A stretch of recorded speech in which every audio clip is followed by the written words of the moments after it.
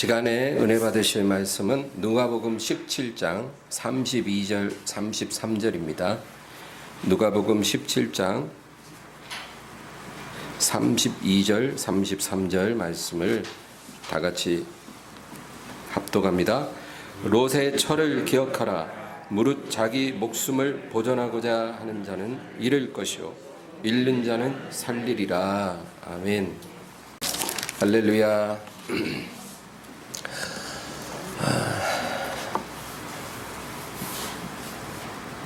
여러분 삼위일체 하나님이라고 들어보셨을 겁니다. 우리 하나님은 삼위일체이신 하나님. 근데 그 의미를 우리가 잘 이해하기가 어려워요. 하나님은 아버지 하나님, 아들 하나님, 성령 하나님, 세 하나님이신데 이 하나님이 독립적이면서 하나이시다, 그 얘기예요. 아버지와 아들과 성령은 독립적이시지만 하나이시다. 그래서 예수님도 나와 아버지는 하나이니라. 그 말씀 때문에 예수님 죽임을 당하셨지만 이것은 진리입니다. 또 성령은 하나님의 깊은 것까지도 통달하시느니라 그랬거든요. 그러니까 여러분, 누가 하나님의 깊은 것을 알까요? 성령이 아시는 거예요. 성령과 하나님은 동급이라는 거죠. 그 성령께서 우리 안에 계시다는 거죠. 할렐루야. 여러분, 하나님이 우리 안에 내주하고 있다는 거 믿거나 말거나 그건 사실입니다. 우리는 복을 받았어요. 우리 안에 우리가 뭐길래 질그릇인데 성령님이 거하신다는 거예요. 우리가 예수님과 연합했다라는 것은 그거는 과장이 아니에요. 성령님이 우리 안에 계시기 때문에 예수님과 연합이 되는 거예요. 예수님은 지금 아버지 우편에 계시죠. 예수님은 다시 오실 분이에요. 그런데 그분이 우리와 연합할 수 있는 것은 그 성령님이 우리 안에 거하시기 때문에 가능한 것입니다. 그래서 우리는 아버지 하나님, 아들 하나님, 성령 하나님을 믿는 것입니다. 이러한 삼위일체 하나님의 속성이 사람 안에 반영이 되었다는 거예요.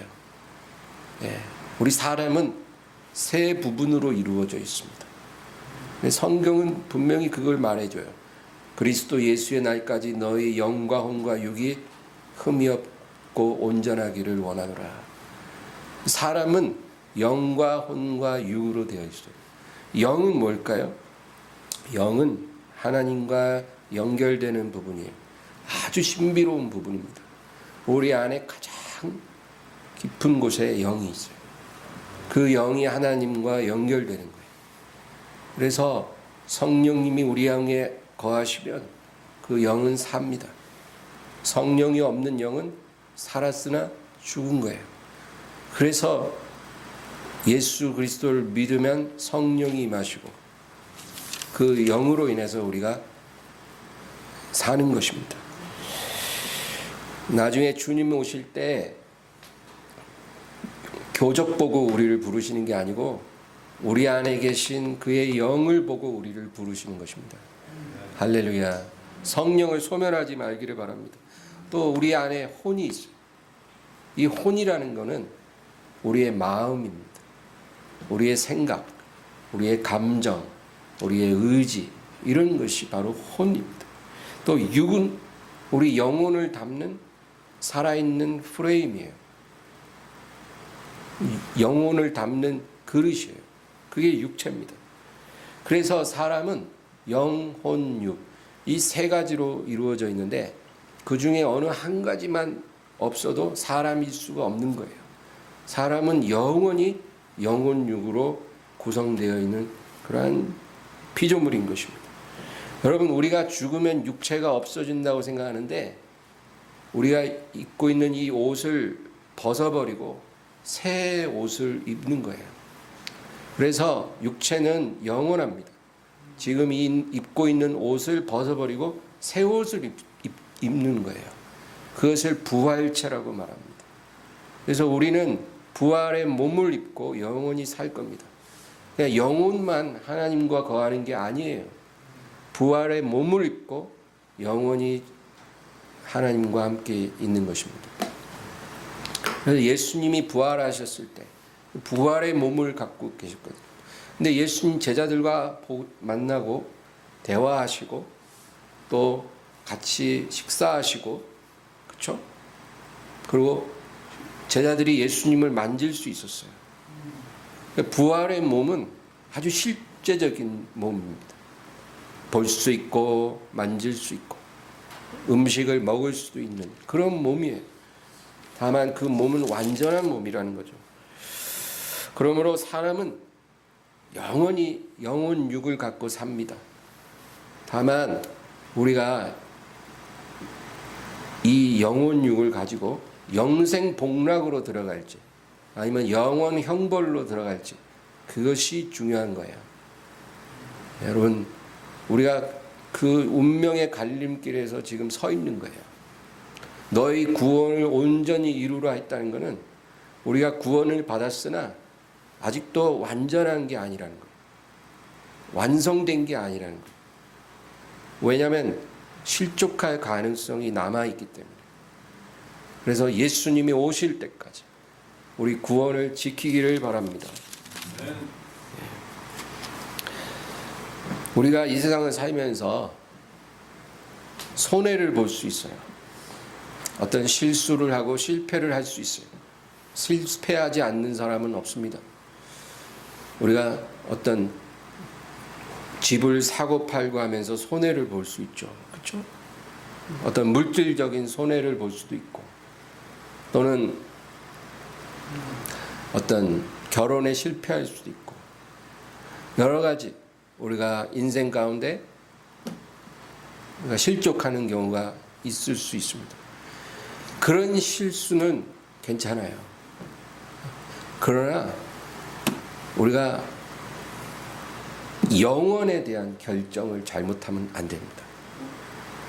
100번 실패해도 상관이 없는데 영원에 대한 결정은 잘해야 돼요. 이 결정을 잘못하면 끝나는 거예요. 100번, 200번 실패한 인생이라도 이 결정 하나 잘하면 그 승리한 인생인데, 100번, 1000번 승리해도 이 결정을 잘못하면 끝나는 거예요. 여러분, 권력을 가졌던 사람들, 막대한 재산을 누렸던 사람들, 지금 어디 있는 줄 아세요? 99%는 우리가 절대 가지 말아야 할 그곳에 있어요. 그 사람들은 이 세상에 사는 동안 그 권력을 얻기 위해 얼마나 노력하고 또 환호했겠어요. 자기가 원하는 거로 이루었으니까. 또 그 재산을 이루기 위해 얼마나 많은 성공과 환호를 했겠어요. 샴페인을 수백 번 터뜨렸을 거예요.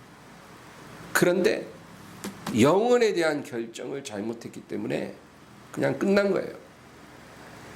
여러분, 작은 실패에 낙심하지 마시기 바랍니다. 내가 지금 영혼에 대한 결정을 잘한 사람이라면 여러분 가슴을 피시기 바랍니다. 우리에게는 좋은 일이 있습니다. 시편 2편 12절 보면 그의 아들에게 입맞추라. 그렇지 아니하면 진노하심으로 너희가 길에서 망하리니 그의 진노가 급하심이라. 여호와께 피하는 모든 사람은 다 복이 있도다. 그의 아들에게 입맞추라. 그러지 않으면 다 길에서 망할 것이다. 여러분, 예수님 앞에 엎드려 입맞추시기 바랍니다. 죄인 여인이 향유를 붓고 예수님 발등에 입맞춘 것처럼 우리도 예수님 발등에 입맞춰야 돼요. 12년 혈루병 여인이 예수님 옷자락을 만진 것처럼 우리도 그분의 옷자락을 만져야 돼요. 오늘 이 시간에 우리가 왜 왔어요? 그분은 발등에 입맞추기 위해, 그분의 옷자락에 손대기 위해 우리가 이 시간에 와 있는 거예요. 다른 목적 없어요. 그게 이렇게 중요합니까? 중요해요. 그러지 않으면 길에서 망할 것이니 그의 진노가 급하심이라. 여러분, 하나님 말씀은 1.1획도 과장이 없고 거짓이 없는 진실입니다. 그대로 되는 거예요. 오늘 하나님이 길에서 망하리라 했으면 길에서 망하는 거예요. 그 진노가 급하게 우리 머리를 칠 거라고 하면 그렇게 되는 거예요. 누가 그렇게 돼요? 그에게 입맞추지 않는 사람. 그렇게 된다는 거예요. 그러므로 우리가 하나님 앞에 두려움과 기쁨을 가지고 나오는 거예요.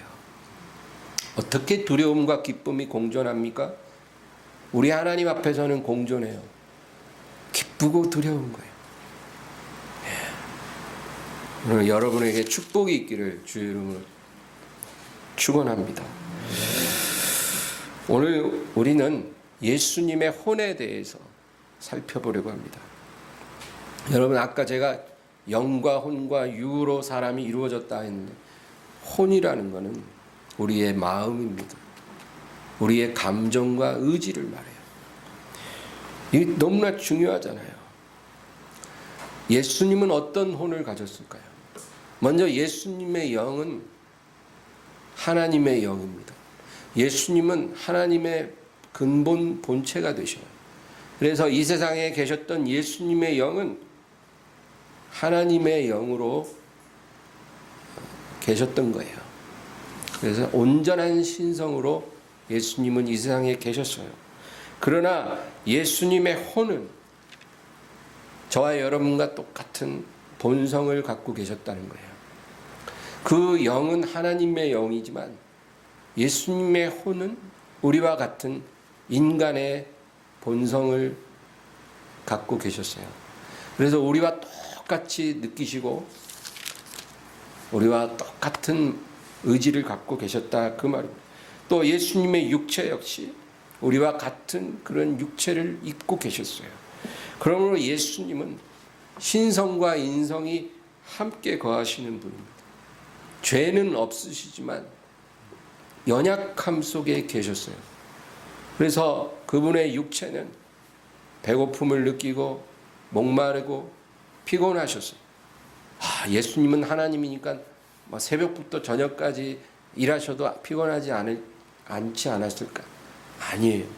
우리와 똑같은 몸이기 때문에 예수님 피곤하셔요.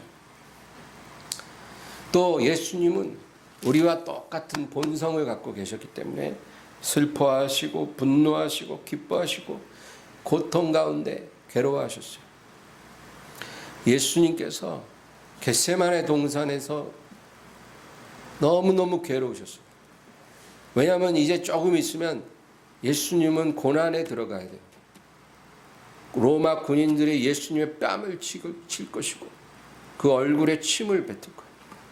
그리고 온몸을 채찍질 당하시고 완전히 희로라기 하나 걸치지 않은 채로 십자가에 달리셔야 돼요.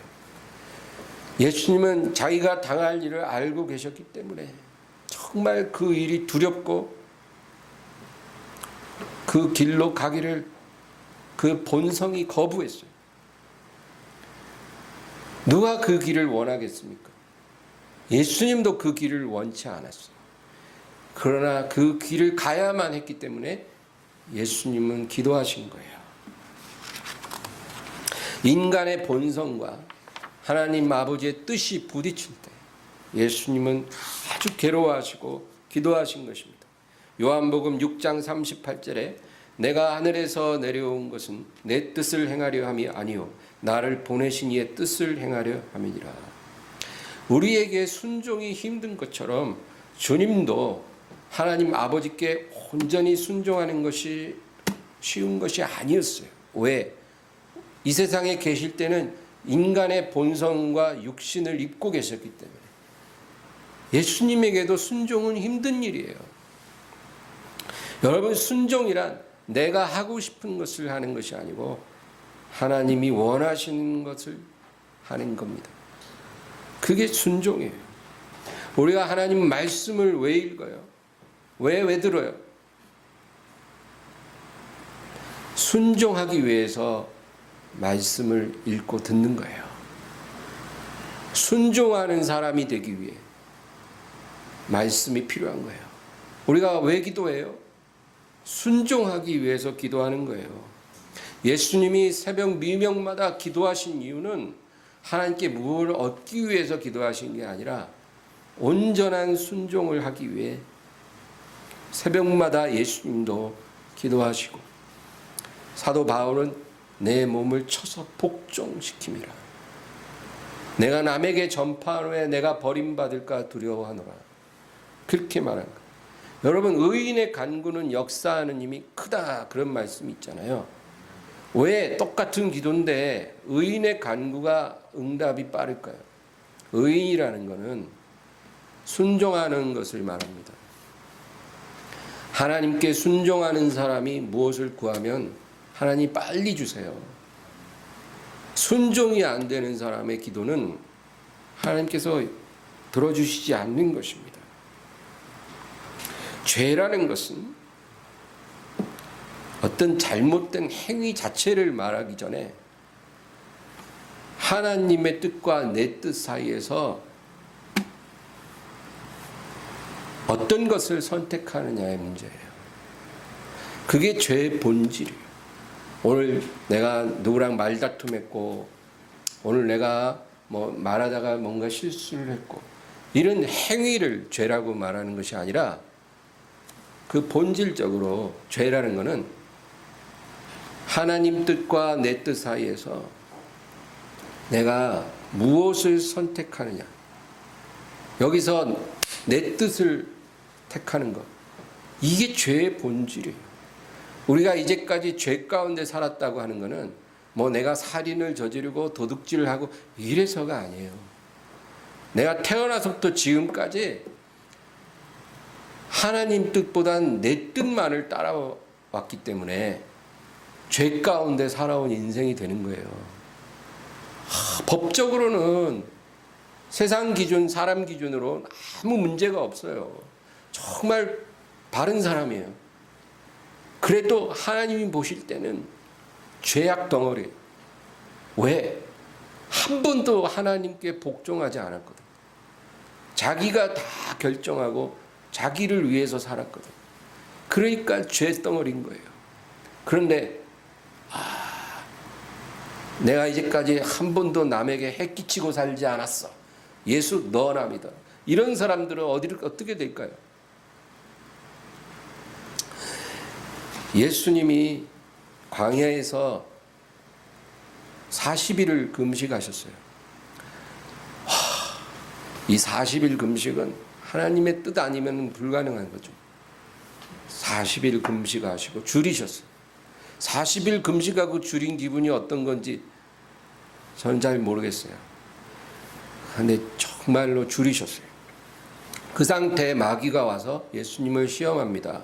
그 첫 번째 시험이 뭐냐면, 네가 하나님의 아들이면 이 돌을 변하여 떡이 되게 하라. 지금 너에게 절실히 필요한 게 뭐야? 떡이잖아.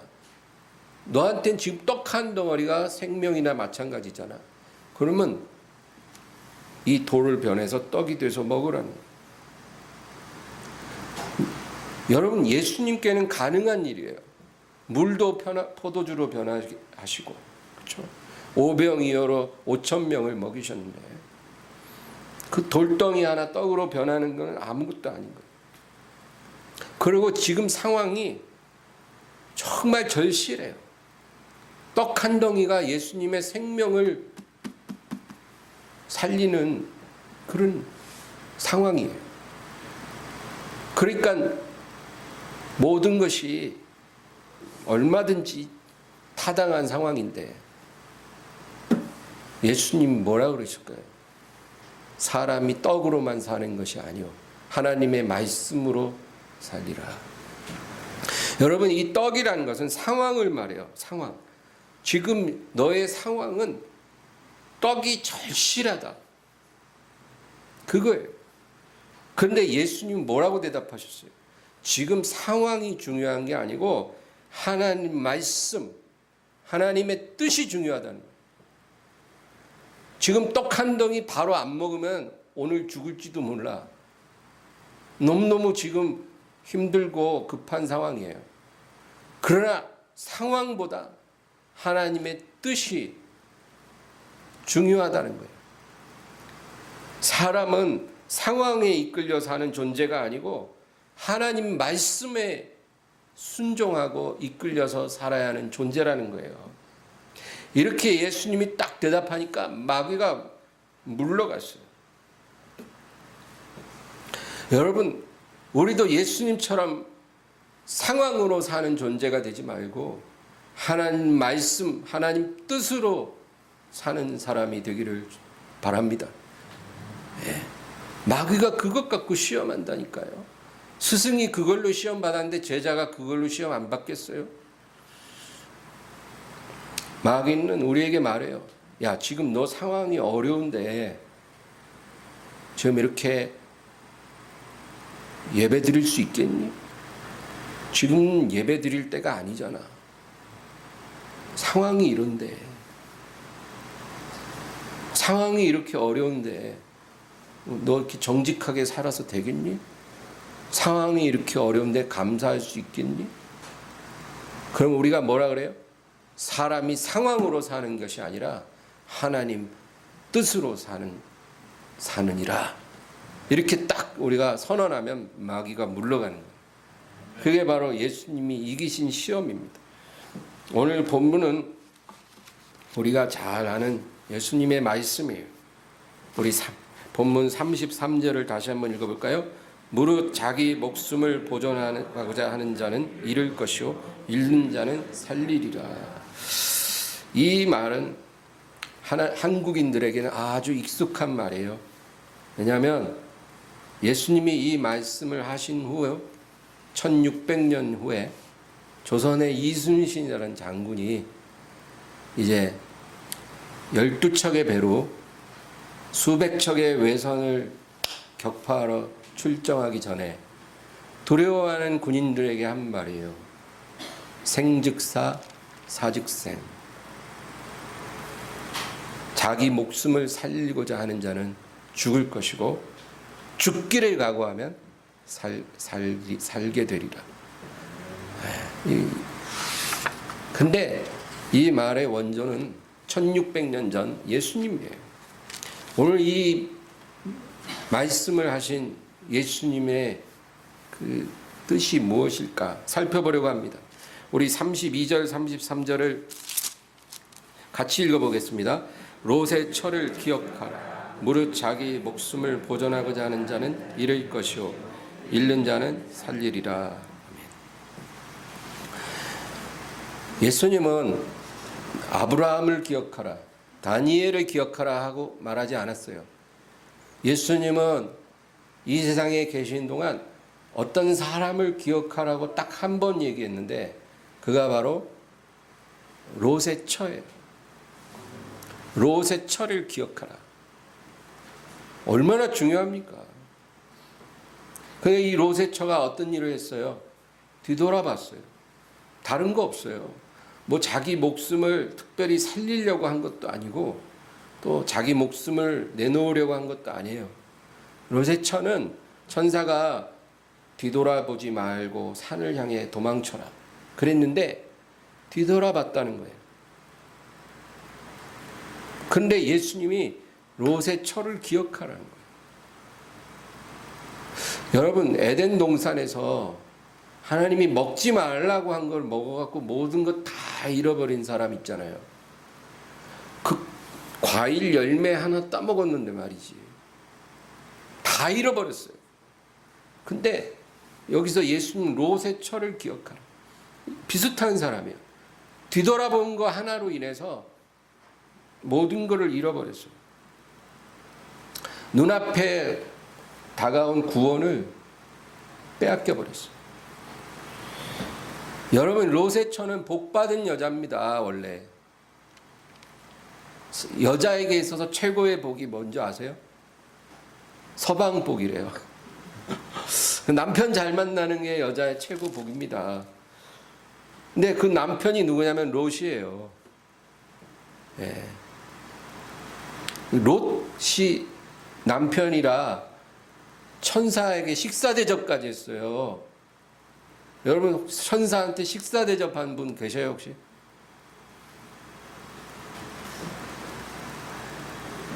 없을 거예요. 남편 잘 만나서 천사한테 식사 대접까지 한 복을 받은 여자가 롯의 처예요.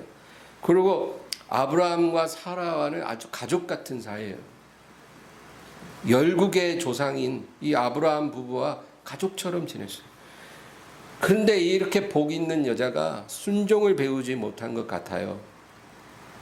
여러분, 아무리 좋은 환경에서도 이렇게 순종을 배우지 못하고 하나님을 만나지 못한 사람이 있습니다. 성전에서 흘러나오는 생명수 강이 모든 것을 소생시킬 때 진펄과 개펄은 소생되지 못하리라. 그 말씀처럼 이렇게 꼭 생명이 충만한 곳에도 어두운 그늘은 있는 거죠. 예수님의 12제자에 뽑히는 게 얼마나 특권입니까? 그래도 한 명은 꼭 실족하고, 그렇죠? 엘리사라는 위대한 선지자를 평생 수종든 게하시는 결국 문둥병 들어서 망했어요. 데마라는 사람은 사도 바울의 사역팀에 있었는데 마지막에 세상을 사랑하여 떠났어요. 이런 일들이 있는 거예요. 롯의 처도 그랬어요. 남편이 롯이고 아브라함 사라와 가족 같은 사이예요. 믿음이 들어올 수 있는 상황이잖아요. 그러나 하나님을 만나지 못하고 순종을 배우지 못했어요. 순종을 배우지 못하면 결정적인 순간에 순종하지 못합니다. 이게 문제예요. 평상시에 순종을 배우지 못하면 아주 급한 순간에 순종할 수 없어요. 오늘 33절 의미는 무릇 자기 목숨을 보존하고자 하는 자는 잃을 것이요 잃는 자는 살리리라. 이게 무슨 뜻일까요? 롯의 처를 기억하라 하시고 자기 목숨을 보존하고자 하는 자는 잃을 것이고 잃는 자는 살리리라. 이것은 자기 뜻을 버리지 못하면 모든 것을 잃을 것이다 그 말이에요. 자기 뜻, 누가 그 뜻이 없겠냐고요. 저도 있고 여러분도 다 있어요. 사람이 어떻게 자기 의지가 없겠어요. 그러나 이 뜻을 하나님 앞에서 버리지 못하면 모든 것을 잃게 되리라. 그래서 여러분 우리가 이 훈련을 하는 거예요. 내 뜻 버리고 하나님 뜻을 받아들이는 거. 말이 쉽지. 우리의 삶에 그것을 온전히 따라가기는 쉬운 게 아니잖아요. 그러나 이게 안 되면 모든 것을 잃을 거라는 경고예요. 그리고 롯의 처를 기억하라. 그 뒤돌아보지 말라는 그 한마디 지키지 못했는데 다 잃어버렸어요. 여러분 이런 일이 또 안 일어나겠냐고요. 그리고 자기 뜻을 내려놓고 하나님 뜻을 받아들이면 너의 목숨을 구하게 될 것이다. 예수님 말씀입니다. 그러고 나서 그 뒤에 34절, 35절 바로 아래에 34절, 35절을 우리 한번 읽어볼까요? 내가 너희에게 이르노니 그 밤에 둘이 한 자리에 누워 있음에 하나는 데려감을 얻고 하나는 버려둠을 당할 것이요 두 여자가 함께 맷돌을 갈고 있음에 하나는 데려감을 얻고 하나는 버려둠을 당할 것이니라. 바로 이 말씀을 하신 이유가 있는 거예요. 지금 두 사람이 한 방에 누워 있다면 부부겠죠. 근데 한 사람은 데려감을 당하고 한 사람은 버려둠을 당하고 또 두 여자가 마당에서 맷돌 갈고 있는데 한 여자는 데려감을 당하고 한 여자는 버려둠을 당한다. 겉으로는 똑같은 길을 가고 있는데 둘 중에 하나는 데려감을 당하고 하나는 버려둠을 당한다. 예수님이 이렇게 두 번이나 말씀하신 거예요. 여러분 같은 길을 가는데 운명이 달라진다는 것은 똑같이 외형적으로는 믿음으로 사는 것 같아도 한 사람은 자기 뜻을 버리고 하나님 뜻을 따르는 사람이고, 한 사람은 자기 뜻을 버리지 못했던 사람이에요. 한 사람은 데려감을 당하고 한 사람은 버려둠을 당할 것이다. 주님이 말씀하십니다. 마지막 순간에 이런 운명이 갈라지는 거예요.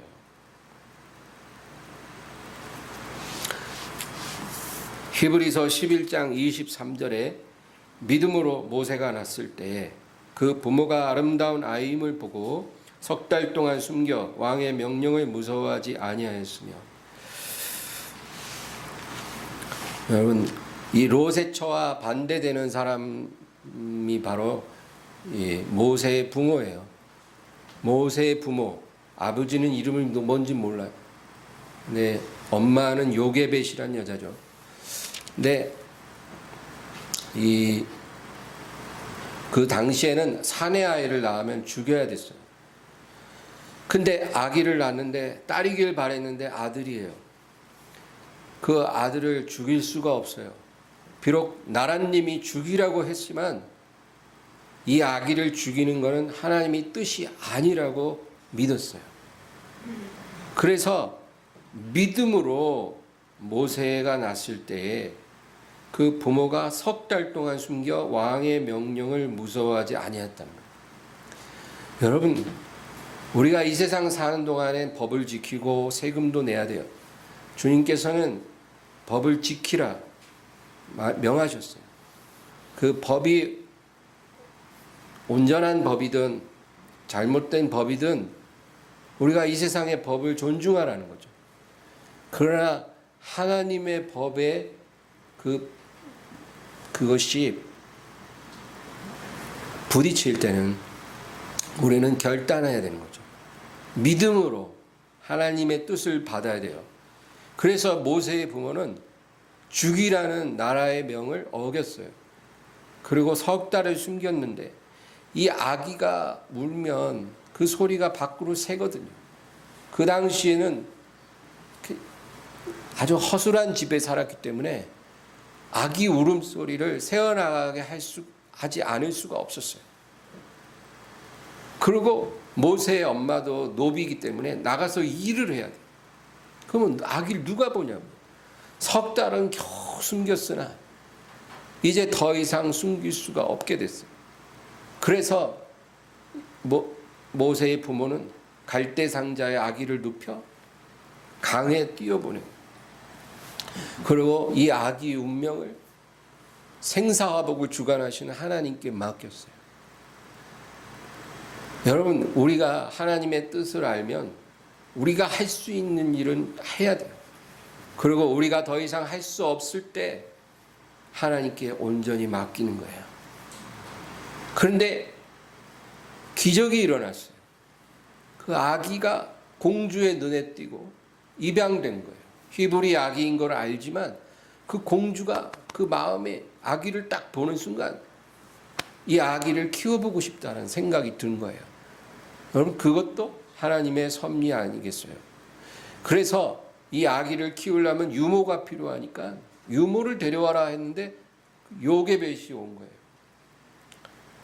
그래서 너무나 안전하게 그 아기를 대놓고 키울 수 있게 됐어요.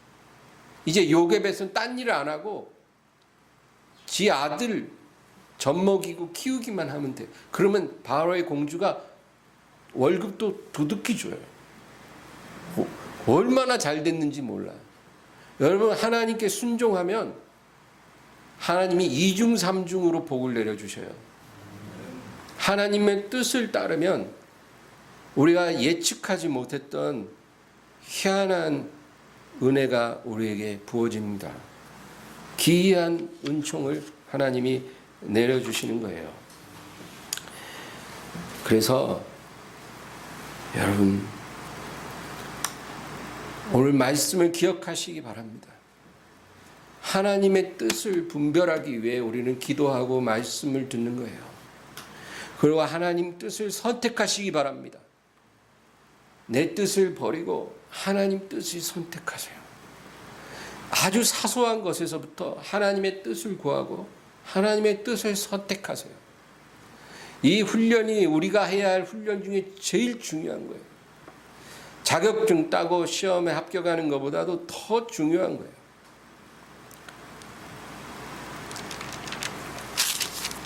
베드로후서 11장 10절 11절 말씀을 읽겠습니다. 그러므로 형제들아 더욱 힘써 너희 부르심과 택하심을 굳게 하라. 너희가 이것을 행한즉 언제든지 실족하지 아니하리라. 이같이 하면 우리 주 구주 예수 그리스도의 나라 영원한 나라에 들어감을 넉넉히 너희에게 주시리라. 아멘. 너희가 이것을 행한즉 언제든지 실족하지 아니하리라. 또 이것을 행하면 주 예수 그리스도의 나라에 넉넉하게 들어가게 하시리라. 이것이 뭘까요? 이것을 하면 실족하지 않고 이것을 하면 주 예수의 나라에 넉넉히 들어갈 수 있다는 거예요. 이것이 뭘까요? 오늘 제가 말씀드린 거예요. 내 뜻 버리고 하나님 뜻을 따르세요. 이게 우리의 생명줄이에요. 그러면 실족하지 않을 거라는 거예요. 그의 나라에 넉넉히 들어가게 해주신다는 거예요. 산이 흔들리고 바다가 뛰놀아도 우리가 안전할 거라는 거예요. 모든 것이 합력해서 선을 이루어주고 모든 상황이 나를 도와주게 만들어 주실 거예요. 여러분, 그러므로 하나님의 뜻을 선택하길 바라요. 그렇게 하고 싶은데 그 뜻이 뭔지를 잘 몰라요, 목사님. 그러니까 열심히 말씀을 읽으세요. 말씀 들으세요. 하나님 뜻을 분별할 수 있는 지혜를 달라고 기도하세요. 우리 안에 성령님이 교통하면 하나님이 우리 눈 열어주고 귀 열어주셔서 분별할 수 있게 해주십니다.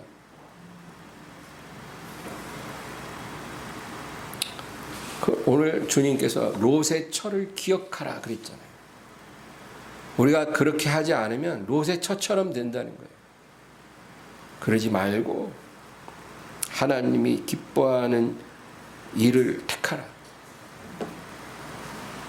하나님이 원하는 장소에 있고 하나님이 원하시는 일을 하라는 거예요. 여러분, 십자가라는 것은 하나님의 뜻과 내 뜻이 엇갈려서 만나는 곳이 십자가예요. 우리 어떻게 해야 돼요? 하나님의 뜻과 내 뜻이 엇갈려.